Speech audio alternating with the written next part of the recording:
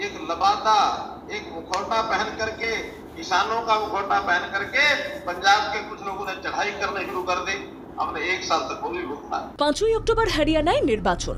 90 আসনের হরিয়ানা বিধানসভা ভোটে এবার পরিবর্তন না প্রত্যাবর্তন, কোন পক্ষে হাওয়া? হাওয়া ঘুরছে নাকি গেরুয়া লহর অটুট আছে? কৃষক প্রধান হরিয়ানায় যখন এই প্রশ্ন বড় করে উঠছে, তখন বিজেপির নানা মত প্রকাশ্যে আসছে। কয়েকদিন আগে সাংসদ কঙ্গনা রানাওয়াত আগুনে ঘি ঢালেন, দাবি তোলেন 3 কৃষি আইন আবার ফিরিয়ে আনা দরকার। কঙ্গনার বাউন্সার যে সেম সাইডে গোল করে বসতে পারে তা বোধহয় টের পাননি তিনি। এরপর অন্নদাতাদের নিশানা করতে গিয়ে মনোহরলাল খট্টর আরও বেপরোয়া হয়ে ওঠেন। জাতীয় স্তরে আন্দোলনের ঝড় তোলা কৃষক আন্দোলনকে খাটো করে বসেন খট্টর। খট্টরের তোপ ছিল কৃষকদের ছদ্মবেশে পাঞ্জাবের কিছু মানুষ বিদ্রোহ করেন, আসলে কৃষকদের সামনে রেখে রাজনীতির কারিগররা খেলা করে বলে বিস্ফোরক মন্তব্য করে বসেন হরিয়ানার প্রাক্তন মুখ্যমন্ত্রী মনোহরলাল খট্টর। কিন্তু সেই মন্তব্য যে কৃষকদের ভোট ব্যাংকে বড়সড় ধস নামাতে পারে তা বোধোদয় হয় বিজেপির কেন্দ্রীয় নেতাদের। হিসেব বলছে বিজেপির পায়ের তলার মাটি ক্রমশ দুর্বল হয়েছে। ভোটের ওঠানামায় অন্য সংকেত মেলে।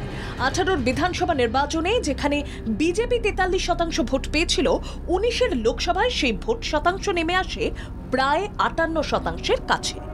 এরপর 24 মেগা নির্বাচনে গেরুয়া ভোটের হার দাঁড়ায় 46%। আর এবার বিধানসভায় অগ্নি পরীক্ষা বিজেপির, কারণ কৃষক গড়ে জনরোষের বহর বেড়েছে।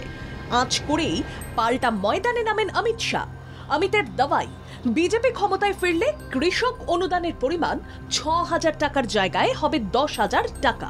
কৃষকরা যখন ফসলের ন্যায্য মূল্যের দাবিতে অনড় রয়েছে, তখন পদ্ম শিবিরের স্টার ক্যাম্পেনার খতে প্রলেপ দেওয়ার আপ্রাণ চেষ্টা করলেন। 24 फसलों का दाना दाना भारतीय जनता पार्टी खरीद कर लेगी, दाना दाना।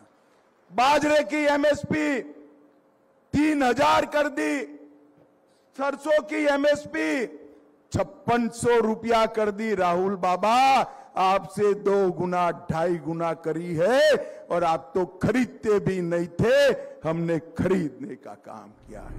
পরিসংখ্যান বলছে হরিয়ানার 70%-এর ওপর মানুষ কৃষক। তারা কৃষি কাজ করেই জীবন চালান।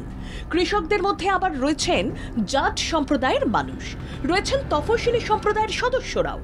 গত 10 বছর বিজেপি কোনো জাট নেতার হাতে ক্ষমতার রাশ তুলে দেয়নি। তাতে জাতপাতের রাজনীতির সমীকরণ সামলাতে হিমশিম খাচ্ছে ডাবল ইঞ্জিনের কারিগররা। এখন যুব মহিলাদের মতোই যদি কৃষক সমাজও বিজেপির পাশ থেকে সরে যায়, তাহলে ভোট ব্যাংকে ধস নামার সমূহ সম্ভাবনা রয়েছে বলে আশঙ্কা বিজেপি নেতাদের। তাই গেরুয়া শিবির কৃষক বন্ধু ভাবমূর্তি অক্ষুণ্ণ রাখতে এই অনুদান বৃদ্ধি থেকে সহায়ক মূল্য বাড়ানোর কথা প্রচারের তালিকায় দিল্লির নেতারা তুলে আনছেন বলে সোচ্চার বিরোধীরা। কংগ্রেস নেতৃত্বাধীন ইন্ডিয়া জোটের সাফ কথা, কাশ্মীরের মতোই হরিয়ানায় বিজেপি হালে পানি পাবে না। বিতর্কের মাঝে হরিয়ানার জনতা কোন পক্ষে থাকেন তাই দেখার। ব্যুরো রিপোর্ট, বাংলা জাগো।